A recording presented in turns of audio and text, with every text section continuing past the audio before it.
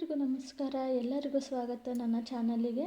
ನನ್ನ ಹೆಸರು ಅಂಬಿಕಾ. ನನ್ನ ಡೈಲಿ ರುಟೀನನ್ನೇ ನಾನು ಲಾಗ್ಸ್ ಮಾಡ್ತಾ ಇದ್ದೀನಿ. ಐ ಹೋಪ್ ನಿಮಗೆಲ್ಲರಿಗೂ ಇಷ್ಟ ಆಗುತ್ತೆ ಅಂತ ಅಂದ್ಕೊಂಡಿದ್ದೀನಿ. ಶುಕ್ರವಾರ ಬೆಳಿಗ್ಗೆ ಪನ್ನೀರ್ ಪಲಾವ್ ಹೇಗೆ ಮಾಡ್ತಾ ಇದ್ದೀನಿ ಮತ್ತು ರಂಗೋಲಿನ ಹೇಗೆ ಹಾಕ್ತಾ ಇದ್ದೀನಿ ಅಂತ ನಾನಿಲ್ಲಿ ತೋರಿಸ್ತಾ ಇದ್ದೀನಿ.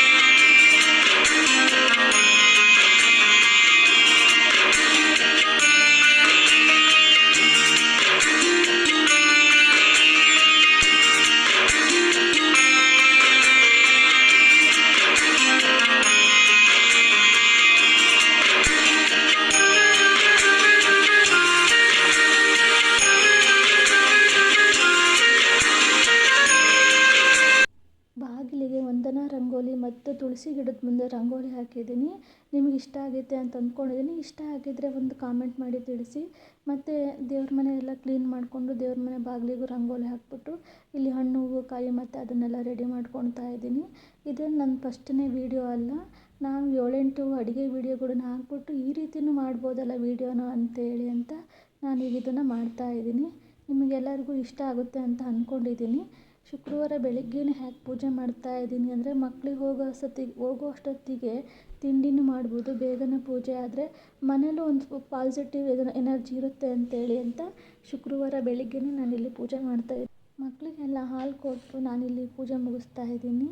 ಬೇಗನೆ ಪೂಜೆ ಮುಗಿಸಿದ್ರೆ ಬೇಗನೆ ತಿಂಡಿ ಮಾಡ್ಬೋದಲ್ಲ, ಅವರು ಸ್ಕೂಲ್ ಟೈಮಿಗೆ ಲೇಟ್ ಆಗಿಬಿಡುತ್ತೆ ಅಂತೇಳಿ. ನಾವು ಎಷ್ಟೇ ಬೇಗ ಮಾಡೋಕ್ಕೆ ಹೋದರೂ ಸ್ಕೂಲ್ ಬಸ್ ಬಂದಾಗ ಮತ್ತೆ ಗಡಿಬಿಡಿ ಆಗೋದು ಅಷ್ಟೇ ಸಹಜ ಆಗಿರುತ್ತೆ. ಈಗ ಪೂಜೆ ಮುಗಿಸ್ಬಿಟ್ಟು ನಾನಿಲ್ಲಿ ಪನ್ನೀರ್ ಪಲಾವ್ ಮಾಡೋಣ ಅಂತೇಳಿ ನಾನೀಗ ಮಾಡ್ತಾಯಿದ್ದೀನಿ. ನಾನಿಲ್ಲಿ ಪನ್ನೀರ್ ಪಲಾವಿಗೆ 400 ಗ್ರಾಮು ಪನ್ನೀರನ್ನು ತೊಗೊಂಡಿದ್ದೀನಿ. ನೀವು ಬೇಕಾದರೆ 200 ಗ್ರಾಮೇ ತೊಗೋಬೋದು. ನಿಮ್ಮ ಅನುಕೂಲಕ್ಕೆ ಎಷ್ಟು ಬೇಕೋ ಅಷ್ಟು ತೊಗೊಂಡು ಮಾಡಿದ್ರೆ ಆಯಿತು. ನಾನಿಲ್ಲಿ 400 ಗ್ರಾಮ್ ಪನ್ನೀರಿಗೆ ಅರ್ಧ kg ಅಕ್ಕಿ ಹಾಕಿ ನಾನಿಲ್ಲಿ ಮಾಡ್ತಾಯಿದ್ದೀನಿ. ಕ್ಯೂಬ್ ಸಿಗುತ್ತಲ್ಲ ಆ ಪನ್ನೀರನ್ನು ತೊಗೋಬೋದು, ಇಲ್ಲ ಈ ರೀತಿ ಪನ್ನೀರ್ ಸಿಕ್ಕಿದ್ರೆ ಇದನ್ನು ತೊಗೊಂಬಂದಿದ್ದೆಲ್ಲ ಕಟ್ ಮಾಡ್ಕೋಬೋದು. ನಾನು ಈ ಥರ ಸಣ್ಣದಾಗಿ ಕ್ಯೂಬ್ ಮಾಡ್ಕೊತಾ ಇದ್ದೀನಿ. ದೊಡ್ಡದಾಗಾರು ಮಾಡ್ಕೋಬೋದು, ಸಣ್ಣದಾಗಾರು ಮಾಡ್ಕೋಬೋದು.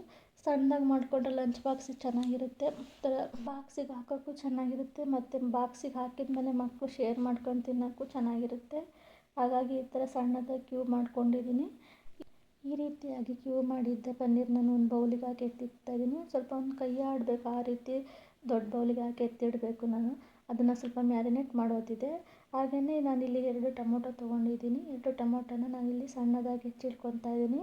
ನಂತರ 2 ರಿಂದ 3 ಈರುಳ್ಳಿನ ಸಣ್ಣದಾಗಿ ಸ್ಲೈಸ್ ಮಾಡಿಬಿಟ್ಟು ಹೆಚ್ಚಿಟ್ಕೊತಾ ಇದ್ದೀನಿ ನಾನಿಲ್ಲಿ.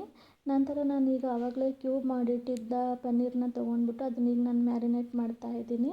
ಅದಕ್ಕೆ ಅರ್ಧ ಚಮಚ ಅರಿಶಿನ ಪುಡಿ, 1 ಚಮಚ ಗರಂ ಮಸಾಲ, ಹಾಗೆಯೇ ಮತ್ತು 1 ಚಮಚ ಅಚ್ಚ ಖಾರದ ಪುಡಿಯನ್ನು ಹಾಕ್ತಾಯಿದ್ದೀನಿ. ಆಮೇಲೆ ಮತ್ತು ಒಂದು ಸ್ವಲ್ಪ ಉಪ್ಪು, ಅಂದರೆ 1 ಚಮಚ ಅಥವಾ ಸ್ವಲ್ಪ ಅರ್ಧ ಚಮಚಗಿನ್ನ ಸ್ವಲ್ಪ ಉಪ್ಪು ಹಾಕ್ಬಿಟ್ಟು ನಾನು ಅದನ್ನು ಮ್ಯಾರಿನೇಟ್ ಮಾಡಿಡ್ತಾ ಇದ್ದೀನಿ. ನೀರೇನು ಹಾಕಬಾರ್ದು, ಹಾಗೆಯೇ ನಾನು ಇಲ್ಲಿ ಮ್ಯಾರಿನೇಟ್ ಮಾಡ್ತಾಯಿದ್ದೀನಿ. ನೀರನ್ನು ಹಾಕ್ದಲೇ ನಾನೀಗ ಡ್ರೈ ಆಗಿ ಅದನ್ನು ಮ್ಯಾರಿನೇಟ್ ಮಾಡಿಬಿಟ್ಟು 5 ರಿಂದ 10 ನಿಮಿಷ ಎತ್ತಿಡ್ತಾ ಇದ್ದೀನಿ. ಜಾಸ್ತಿ ಹೊತ್ತೇನು ಬೇಡ, ಅದು 5 ನಿಮಿಷ ಇಟ್ಟರೆ ಸಾಕು.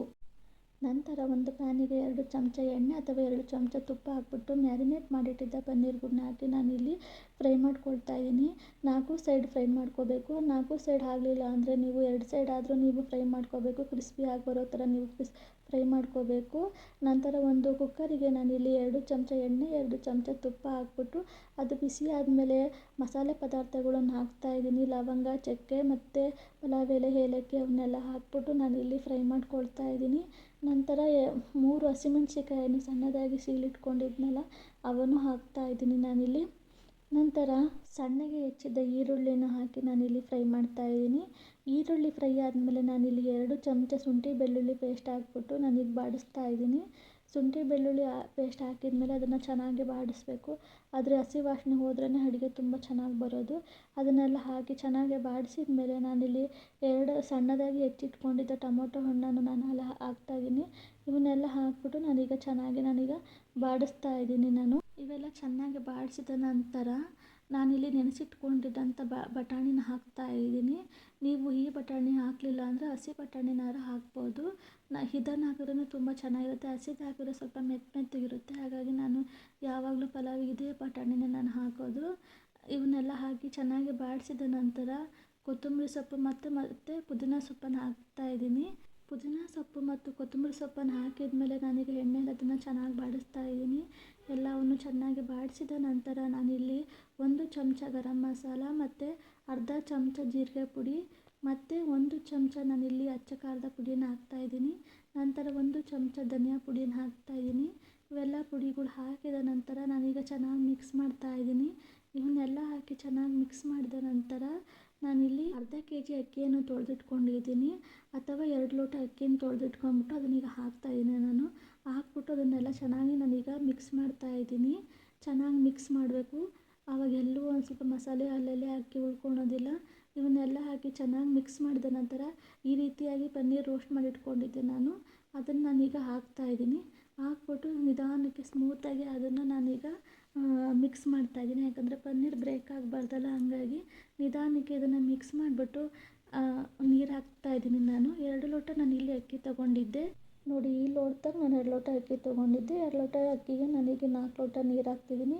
ಉಪ್ಪನ್ನು ಹಾಕ್ಬಿಟ್ಟು ಚೆನ್ನಾಗಿ ಬಾಡಿಸ್ಬಿಟ್ಟು ನಾನೀಗ 4 ಲೋಟ ನೀರು ಹಾಕ್ತಾಯಿದ್ದೀನಿ. ಆವಾಗಲೇ ಪನ್ನೀರ್ ಮ್ಯಾರಿನೇಟ್ ಮಾಡಿಟ್ಟಿದ್ನಲ್ಲ ಆ ಬೌಲಿಗೆ 4 ಲೋಟ ನೀರು ಹಾಕ್ಬಿಟ್ಟು ನಾನು ಅದರಲ್ಲೇ ನೀರು ಹಾಕ್ತಾಯಿದ್ದೀನಿ. ಸ್ವಲ್ಪ ಮಸಾಲೆ ಪದಾರ್ಥ ಇತ್ತು, ಹಾಗಾಗಿ ನಾನು ಆ ಬೌಲಿಗೆ ನೀರು ಹಾಕ್ಬಿಟ್ಟು ನಾನು ಆ ಬೌಲಿಂದ ಇದಕ್ಕೆ ನೀರು ಹಾಕ್ಕೊಂಡೆ. ನಾನೀಗ ನಿಧಾನಕ್ಕೆ ನಾನು ಮಿಕ್ಸ್ ಮಾಡ್ತಾಯಿದ್ದೀನಿ. ಯಾಕಂದರೆ ಪನ್ನೀರ್ ಬ್ರೇಕ್ ಆಗಬಾರ್ದಲ್ವ, ಹಂಗಾಗಿ ನಿಧಾನಕ್ಕೆ ಮಿಕ್ಸ್ ಮಾಡ್ತಾಯಿದ್ದೀನಿ. ನಾನೀಗ ನಿಧಾನವಾಗಿ ಮಿಕ್ಸ್ ಮಾಡಿದ ನಂತರ ನಾನು ಅರ್ಧ ನಿಂಬೆಹಣ್ಣಿನ ರಸ ಹಾಕ್ತಾಯಿದ್ದೀನಿ. ನಾನು ಇದಕ್ಕೆ ಅರ್ಧ ನಿಂಬೆಹಣ್ಣಿನ ರಸ ಹಾಕ್ಬಿಟ್ಟು ಚೆನ್ನಾಗಿ ಮಿಕ್ಸ್ ಮಾಡಿಬಿಟ್ಟು ನಾನೀಗ ಲಿಡ್ ಕ್ಲೋಸ್ ಮಾಡಿಬಿಟ್ಟು 1 ವಿಷಲ್ ಕೂಗಿಸ್ತಾಯಿದ್ದೀನಿ. ವಿಷಲ್ ಕೂಗಿದ ಮೇಲೆ ನೋಡಿ ರೆಡಿ ಆಗುತ್ತದೆ ಪನ್ನೀರ್ ಪಲಾವು. ಎಷ್ಟು ಚೆನ್ನಾಗಿ ಬಂದಿದೆ ಅಂದರೆ ತುಂಬಾ ಚೆನ್ನಾಗಿ ಬಂದಿದೆ.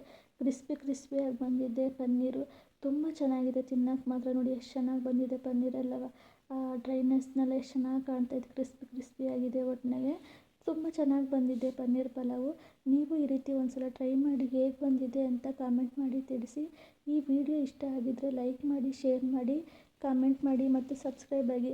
ಮುಂದಿನ ವಿಡಿಯೋದಲ್ಲಿ ಸಿಗೋಣ. Thank you.